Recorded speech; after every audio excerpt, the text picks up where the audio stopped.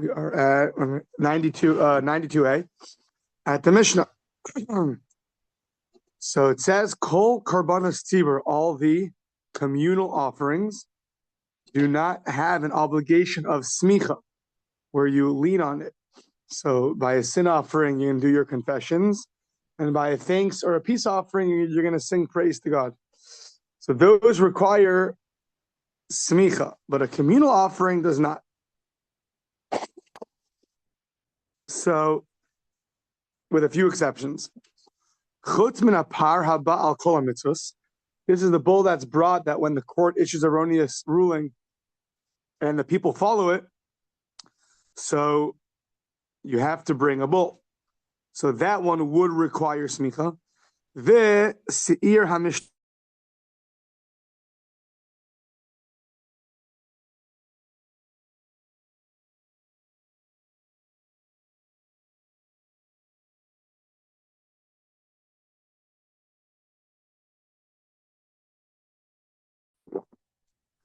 Rabbi Shimon Omer, Av Seir Avodas Kochavim. Rabbi Shimon says also a goat, the he-goat of Avodas Kochavim, if people erroneously commit idol worship, so and they realize it was a mistake, they have to bring a he-goat as well. So a debate, Rabbi Yehuda and Rabbi Shimon, which exceptions are there? Kol karbanos hayachid. So now all the private offerings require smicha, except for the following: chutz min habechor, the firstborn animal, v'hamaiser, the 10th animal, v'ha pesach, and the paschal lamb, v'ha yoresh. So the yoresh, if somebody inherits an offering, so the father offered, I'm going to voluntarily bring an ola or a shlamim, and then dies. The son has to do smicha. V'hayoresh somech. He also brings umevi nesachim. He also brings libations for his father's offering. Umeimer tmura. Even though it's not allowed, you can't transfer sanctity from one animal onto another. If you happen to do it, it's allowed. Okay, so now let's figure out the sources.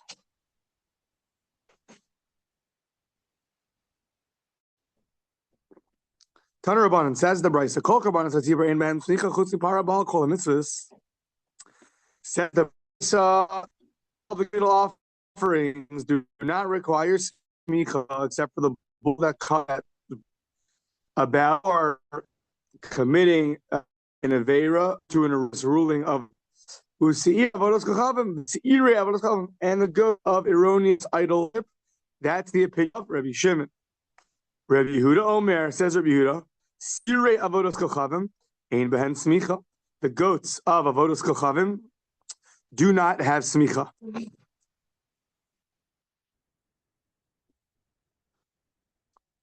Yeah. So Rabbi Yehuda argues and says, good morning, and says that the goats, the he-goats, do not require smicha. So he argues on Rabbi Shimon. So now says Rabbi Yehuda, okay, well, now that I removed one of the exceptions of a communal offering, which, and I said that it does not require smicha, leaning on it, so then what am I going to replace it with? So, Seir Mishtaleach, Seir Mishtaleach, he's going to bring he's going to include the he-goat that's brought on Yom Kippur. So says the Gemara, I don't understand. Why do you have to have two? If you disagree about one of the sacrifices, so you don't have to replace it. Not every time I have a list of things and you argue with one of the things on my list, do you have to replenish that list now? So says the Gemara, lo sagid lo ma'il. It's not enough that you don't have to bring one in, meaning you don't have to add one into the list. Amar Ravina, no, we do. Why? Gemiri, we have a tradition. Let's see more about this on the next page. Shtei smichos b'tzibur. But right now, the simple understanding is that there's a halacha Moshe Missinai, that there are two offerings that are communal offerings that require smicha. So, since Rabbi Yehuda argued and said that the one for idol worship does not require smicha, and we have a halacha Moshe Messina tradition from Sinai that there are two of them that do require. So what's your second one? To that, Rabbi Yehuda says the seir hamishtalech, the he goat brought on Yom Kippur. Now, Rabbi Shimon says back to Rabbi Yehuda, Rabbi Shimon I don't understand. The rule is that leaning is only done by the owner of the offering. So, Vizeh Aaron Ubanov Somchen Bo, this offering that the Seir Mishtaleach, the Higot on Yom Kippur, so this is only Aaron and his children lean on it because it only atones for them. So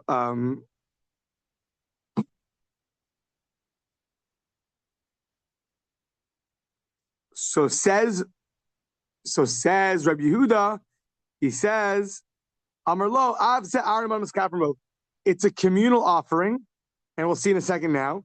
It is a communal offering, and Aaron and his children get atoned through it, meaning they're included in the atonement for the he-goat. So meaning there's a question, this he-goat on Yom Kippur that's brought, who does it atone for? So obviously Rabbi Yehuda held it's a communal, it atones for the community, for the nation. Rabbi Shimon argues. So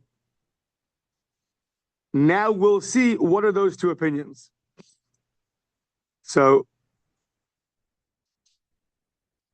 let's see. Why do they argue about if this he-goat is the one on Yom Kippur, is or is not a communal offering that requires smicha?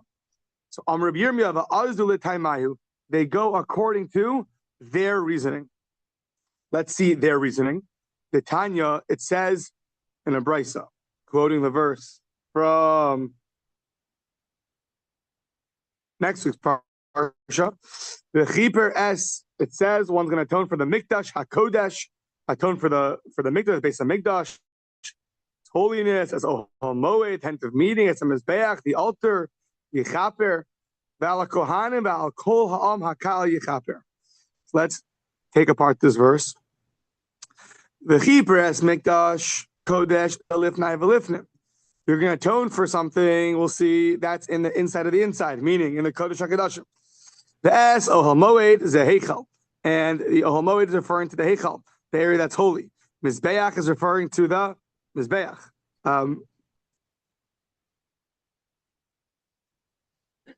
Meaning, this is coming at the end of atonement, and it's referring to atoning for things that are involving the holy areas of the temple, which is referring to, simply understood, the parts where you just forgot that you were impure and you walked in. So that's not allowed. So we're going to atone for that. So Yichaper Elu Hazaros, it's going to atone for the courtyard, and Kohanim Kimashman. Al Kol Amakal Elu Yisrael, atone for the Kohanim and for all of Israel. Yichaper Elu Halavim. Says the Gemara, says the Brisa, Hoshvu Kulan le Kapara Achas, She Mischaprin B'Seir HaMishtaleach. Divrei Rabbi Yehuda. So says Rabbi Yehuda, consistent with his opinion, that everyone's included in the atonement of this he-goat. Kohanim, Leviim, Yisraelim, they're all included in what this offering is going to atone for. Yeah.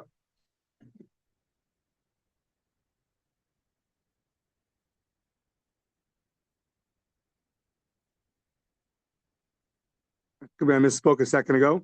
That you have, I think we're going to see more now. The reason why Rabbi Yehuda, so according to Rabbi Yehuda, this Seir Mishalech is not referring to the things regarding impurity that you already atoned for from other things. Rather, it's referring to the rest of the Averis. Yeah, we'll see. Rashi points out that the actual atonement for walking into the temple in a state of impurity without realizing is already accomplished. The bull for the Kohanim and the other inner he-goat for the rest of the Jewish people. So this one is referring to the rest of the averos that they did inadvertently. This this he-goat is going to atone for that. Yeah. That's Rabbi Yehuda. Rabbi Shimon Omer, no. Kishem Shadam Seir Nasibim, just like there's the he-goat that's brought in the inner altar, is Mechaper al Yisroel al Tumas Mikdash Vekadashav. That atones for the Jewish people in terms of their erroneous walking into the temple in a state of impurity. Kach Dama Par Mechaper al Kohanim al Tumas Mikdash Vekadashav. So too the bull, the blood of the bull atones for the Kohanim regarding their impurity. Okay, and now Kishem Shavidu shall Seir Mishalech Mechaper al Yisrael. Just like the confession of the he-goat atones for of this he-goat atones for the Jewish people, b'shar averos, kach vidu shel par mechaper ala kohanim b'shar averos. So the confession of the bull atones for the kohanim regarding other averos. Okay.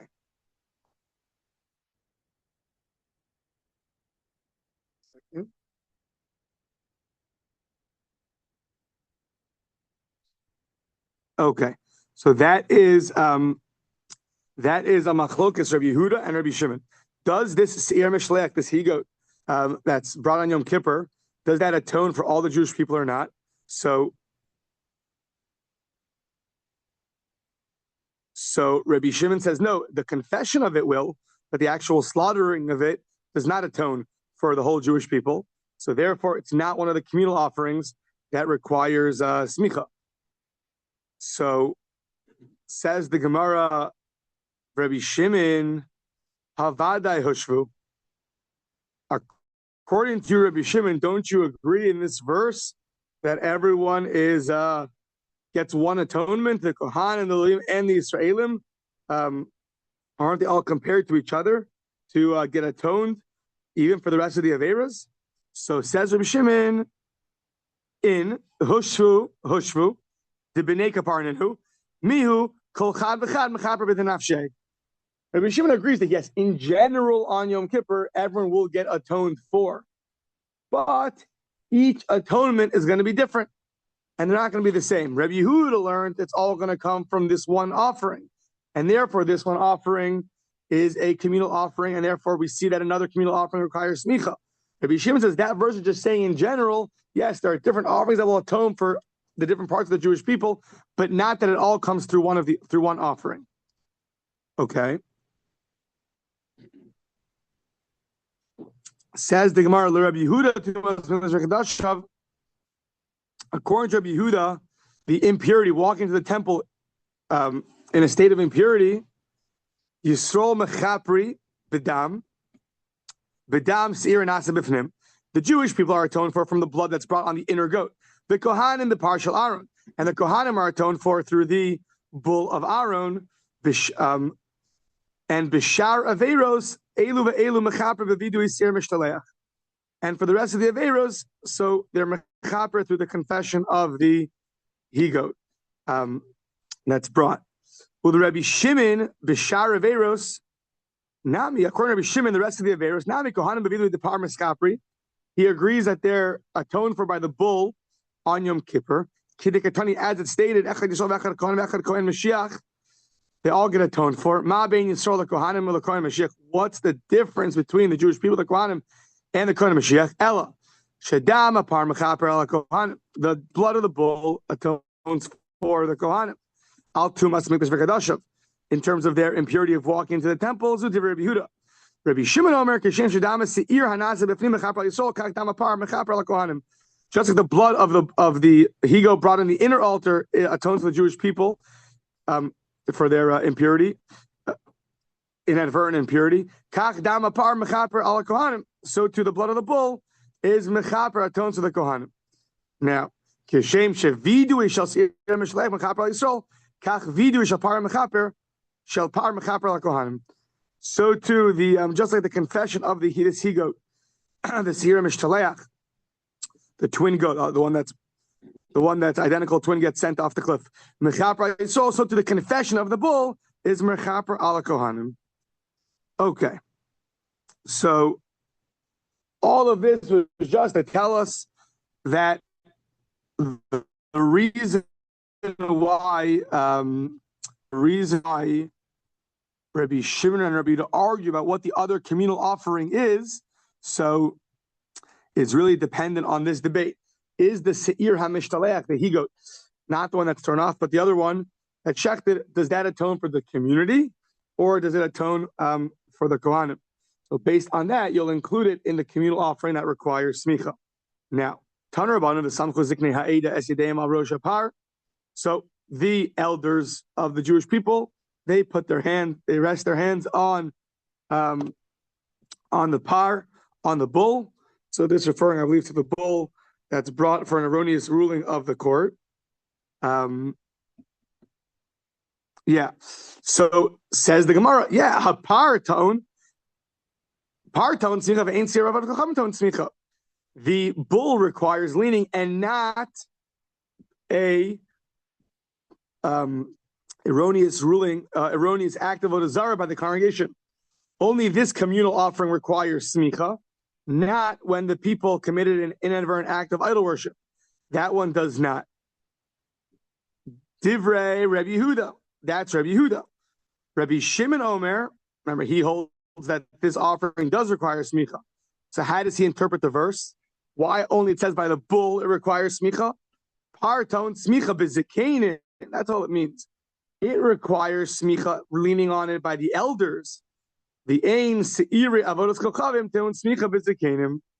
But the he-goat that's brought for communal idol worship, that does not require smicha with the elders. Ella be'aharon. That only requires smicha with Aaron and not by the elders. Okay, now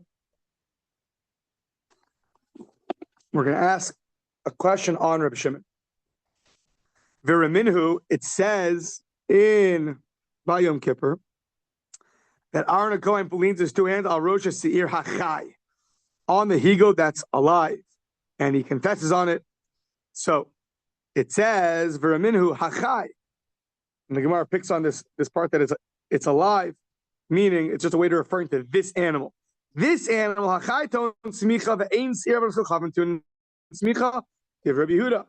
Once again, Rabbi Yehuda says this offering, this communal offering, requires smicha, the he-goat on Yom Kippur, and not the one for idol worship. That's against Rabbi Shimon. Rabbi Shimon, what do you do with the verse? Rabbi Shimon Omer Chai Ton Smicha be'Aaron. Next page. Ve'ein seiri avodos kochavim tunin smicha be'Aaron. And the he-goat of idol worship, of course, requires smicha, just not with Aaron HaKohen. Ela b'zekanim, only with the elders. So that's a problem. We just have two verses, back-to-back statements of Rabbi Shimon. The first verse, Rabbi Shimon himself saying that the he of idol worship requires smicha by the elder, and now saying that the he-goat of Yom Kippur was singled out because it requires smicha. Only that requires smicha by Aaron HaKohen, but the idol worship one does not require Aaron HaKohen, but rather the elders. So you have two different verses that Rabbi Yehuda learns comes to exclude the he-goat of inadvertent idol worship for smicha. Rabbi Shimon holds inadvertent idol worship is a communal offering that does require smicha. So, but the way he answers in each case ends up being a contradiction. The first time he answered that the elders do not require leaning, and now he answers that Aaron does not require leaning, but elders do require leaning. So the question is, does a he-goat for inadvertent idol worship require leaning by the elders in the world of Reb Shimon? Yes or no? So Amariv Sheishes, the Tizbra, is this logical? The Hach kamaisa mitartztehi. The first brisa is the correct one, which would mean that the elders do not require smicha. Okay, so how does he answer the second brisa? Ha'amar Rabbi Shimon smicha. Ha'amar Rabbi Shimon smicha b'baylim b'inan, because you need the leaning of the owners, and the elders are not the owners.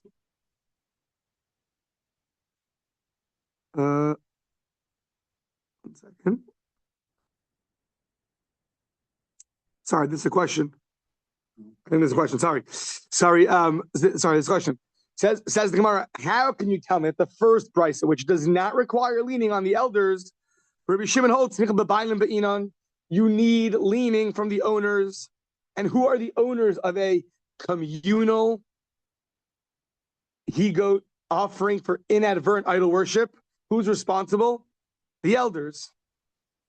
You got to call them in Florida, tell them they're in big trouble. Yeah, so who's responsible? The elders are responsible. They take their responsibility for the congregation. So, what did you say? Like a board meeting. Yeah, so I have to sound wise like an elder at the board. Okay, so what on the one hand, you're telling me that the elders do not require, they don't have to lean on it. On the other hand, you're telling me the owners, the ones that are responsible, do have to lean, which is the elders. So that's a contradiction. The way he rereads the price is Rabbi Yehuda stays the same. The bull brought for inadvertent actions based off an erroneous ruling of the court requires smicha, and not inadvertent worship of idols. That does not require smicha. That's Rabbi Yehuda. Rabbi Shimon says, Achai, by Yom Kippur, it says that he go requires smicha be'aharon, be'ein se'iri avodos kochavim tunin smicha be'aharon ela b'zikenim. But the he-goat of idol worship does not require, it requires smicha with the elders. It does require the elders. The hachi ka'amar le Rabbi Shimon.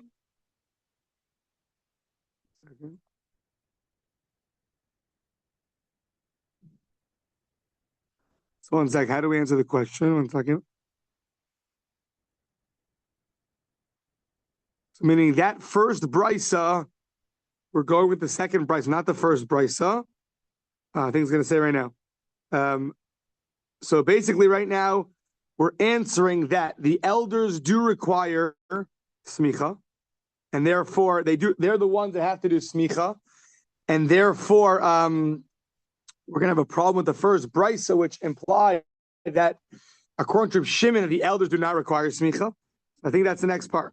The haki kamar le Rabbi Shimon Rabbi Yehuda se'iri avodos kochavim bo smicha. Second.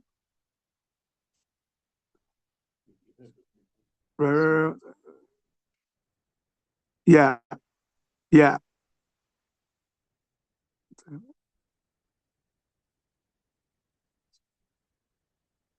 Right. Now, if you hear good, thank you. The ishmialak delobo smicha.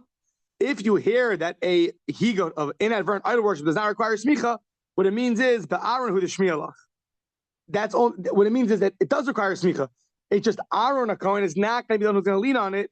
Rather, it's going to be the elders. Okay. Umiuta mehachayhu, and that's going to come. It's going to be. We're going to exclude it from the fact that the he-goat on Yom Kippur does require smicha. But that's by Aaron. It comes to exclude the he-goat of idol worship that does not require smicha by Aaron, but of course it requires smicha.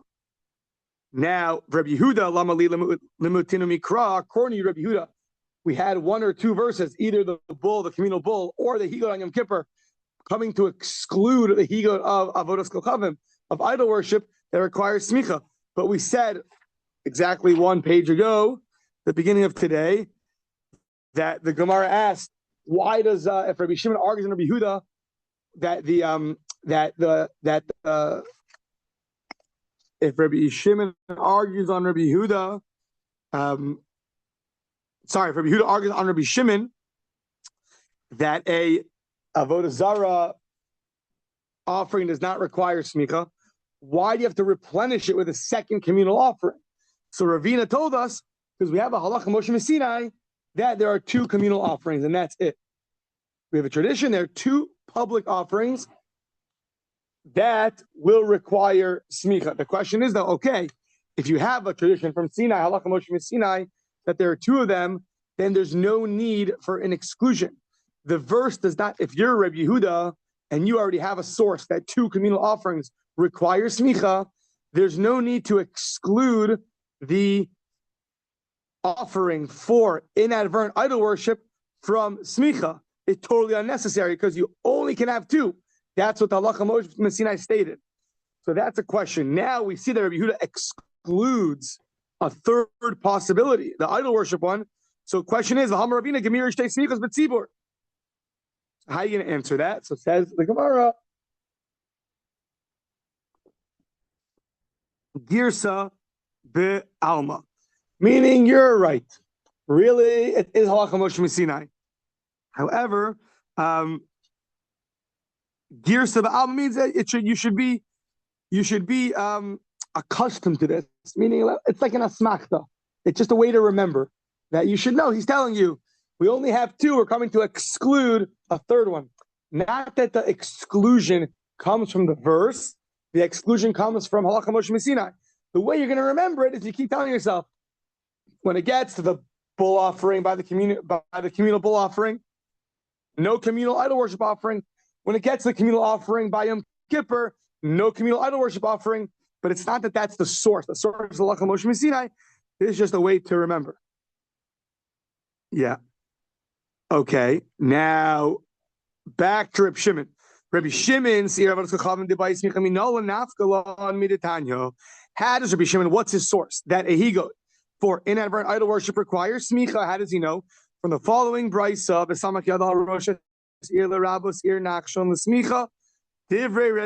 it says in the beginning of Vayikra that you should lean on an animal, the head of the higot.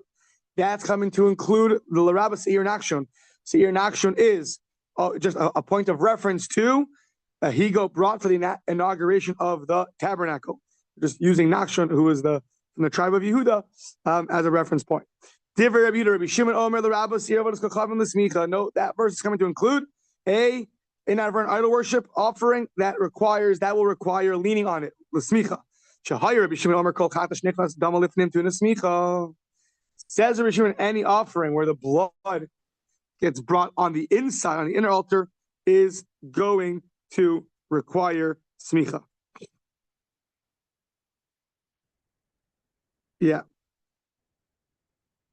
And this higot brought for inadvertent idol worship, the blood is brought on the inner altar, as opposed to the blood of the seir nakshon, of the higot brought for the inauguration of the temple, of the tabernacle, that the blood is brought regularly on the outer altar, not the inner altar. Okay. So says the Gemara, Lamali Shahaya, meaning that Lamemar is taken out. Lamali Shahaya, meaning in this brisa we just said that Rabbi Shimon says that a higot brought for inadvertent idol worship requires smicha. We brought a source for it, and then the Gemara had like an explanation.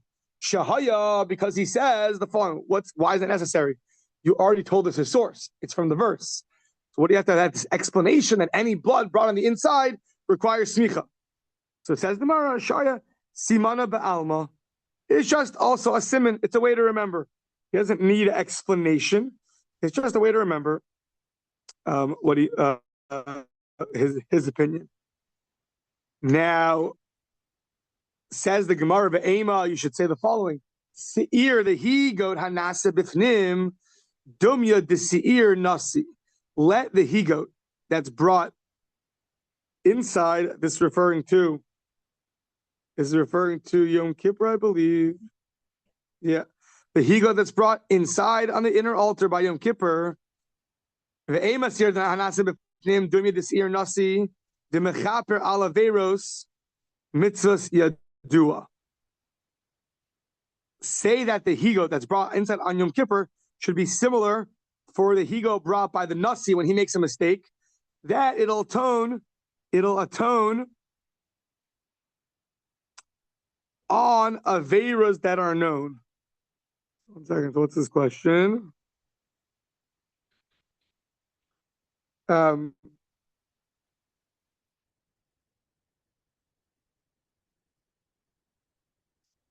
Yeah, it says the Gemara. 1 second. Meaning, why like this? Why are you including the he-goat of idol worship and saying that that's the one that requires smicha? Why don't you say that the he-goat of Yom Kippur that's brought on the inside and the inner temple, that should be the communal offering that is going to be the second one that's going to require smicha. So dumya d'seir nasi, let it be similar to the dumya d'seir nasi. We're comparing this inclusion is in the section of the nasi, but when the leader makes a mistake erroneously and everyone follows him. So when the leader makes a mistake erroneously, so this inclusion is similar to that, and the seir nasi the mechaper alaveros mitzvahs yadua. The nasi is atoning for an aveira that everyone knows about, but the he-goat brought inside on the inner altar on Yom Kippur, that only atones for aveiros regarding inadvertent impurity while walking into the Beis HaMikdash. So those aveiros of not knowing if you're impure or not are not aveiros that are known to everybody. But the nasi, his offering is brought by something that everyone knows about. So if we're including something from the section of the nasi, of the leader of the Jewish people making a mistake, it has to be similar. So just like the nasi atones, his sacrifice atones for things that are known, so too this offering that we're including is about things that are known. So avodah zarah done by the community is inadvertently is known, as opposed to impurity, walking to the temple in a state of impurity, that's much less known. Therefore, we cannot include that one. Now, according to Ravina, Ravina the Amri Gmiri Shtei Smichos Tzibur Kroy Lamali. So now, according to Ravina, who says that we have a halacha Moshe Messina, that there are only 2 communal sacrifices that require smicha, everything else doesn't. So any verse that we've brought that comes to exclude the other sacrifices is going to be a question on Ravina.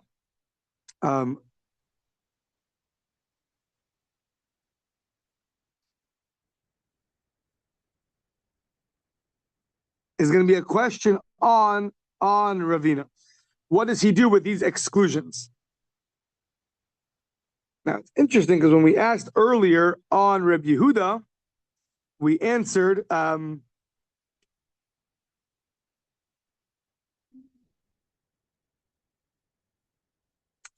according to Reb Yehuda, it's just a way to remember. But that was all according to Reb Yehuda. But according to Ravina, meaning even in the world of Rabbi Shimon, it sounds like.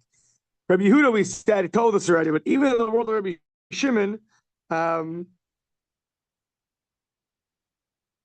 it's obvious that we're not going to have the he-goat on Yom Kippur require smicha, because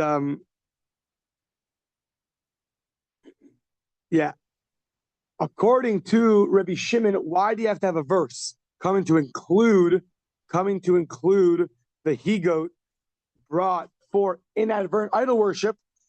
You don't need verses for anything. It's all halacha Moshe Messina. So before we ask on Rabbi Yehuda, why do you have to exclude? So here Rashi explains, we're really asking on Rabbi Shimon, why do you have to have a verse including? we have halacha Moshe Sinai. So, so kroi lamali. Why do you have to have the psukim coming to exclude?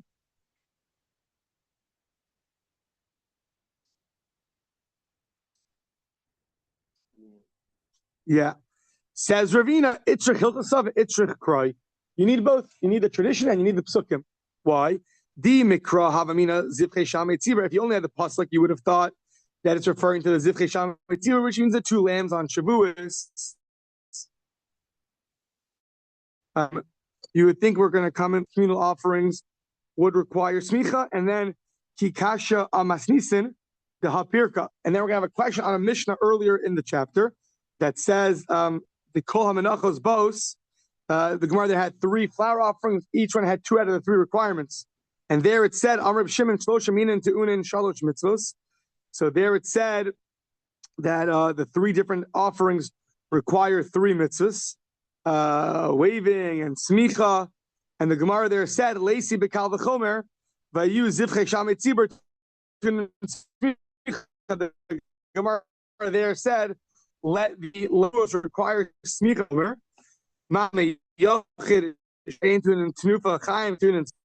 Just like of an individual, and yet it requires smicha.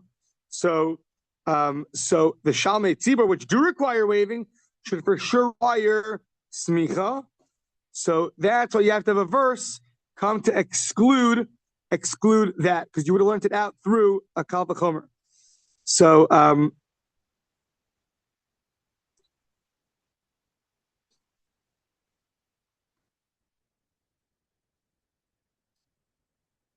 one second. You need the verse and you need the halacha Moshe Sinai. You need the verse because if you only had the verses, then you would have thought that logically this would be included, the lambs on Shavuos. So to that we need halacha Moshe Sinai to tell you that no, those are excluded. The Ime Hilchasa, so I was thinking of Ime Hilchasa, if you only have halacha Moshe Sinai, so you don't know which 2 are going to be the ones that require smicha. So Kamash Malan, the verse comes to tell you it's something similar to the verse by the chapter, by the section of the leader who makes a mistake by the Nasi. So we use that verse to teach us that it has to be something similar to him. What's the similar offering that's the mitzvahs yadua for sins that are known, as opposed to impurity by somebody walking to the temple that's unknown to people. That's not something which is really known. All the individual offerings require smicha except for the bechor, the meiser, and the pesach, the firstborn, the 10th animal, and the paschal offering. Taner Rabbanan and korban. No, it says his offering, and not velo bechor. Okay, it coming to exclude the firstborn. Why would I think to include the firstborn in smicha? Peace offerings that are not holy from the womb, when they're born, they're not holy. You have to sanctify it, and yet to an in smicha bechor that's more stringent, its kiddushaso is mirechem, is from the womb. Eino din sheton smicha. Is it not logical that would require smicha? Talmud lomar korbano v'lo bechor. Special exclusion of korbano and not the firstborn. Korbano below meiser and not the 10th animal either. Why would you think the 10th animal should require smicha? Sheyachav alodinu. It's very logical why it should require smicha. Why? Umashlam, peace offerings. She'ein mekachin lifnei ulacharayim. There's no such idea of sanctifying the peace offering before and after. And yeah, I'm not even sure how that would even apply by a peace offering. But there's no before and after, and yet it requires smicha. Meiser, when you miscount, and you thought the 9th was 10th, or the 11th was the 10th, and you by accident sanctified the 9th or 11th animal, they're still going to be holy. It's a special stringency. Is it not logical that should have the stringency of smicha? That it's korbano and it comes to exclude meiser. Korbano below Pesach. Why would you think that a paschal offering should require smicha? The peace offering is not ready to be brought at any moment. It's not waiting to be brought. Whenever you sanctify it, you bring it. and yet it requires smicha. Pesach on the 14th, it's ready to be brought. You got to bring it. It's an obligation on you to do. Shuba amud v'haba, it's standing and coming. It's ready to go.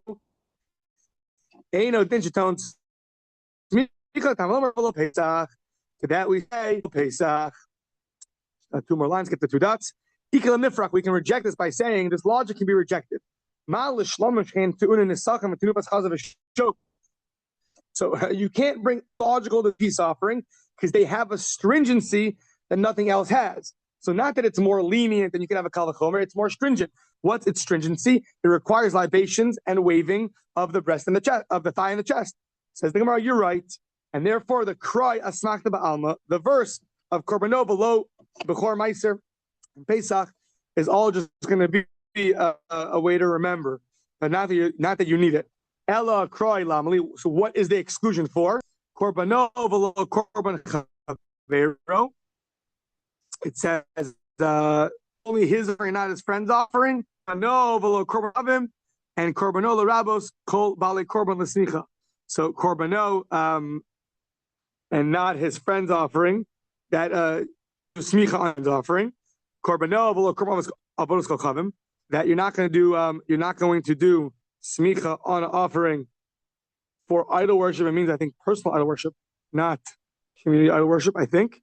And korbanot is l'rabos kol bale korban l'smicha, and it comes to include any owner of an offering that he has to do smicha. Yeah. Okay. Have a great day.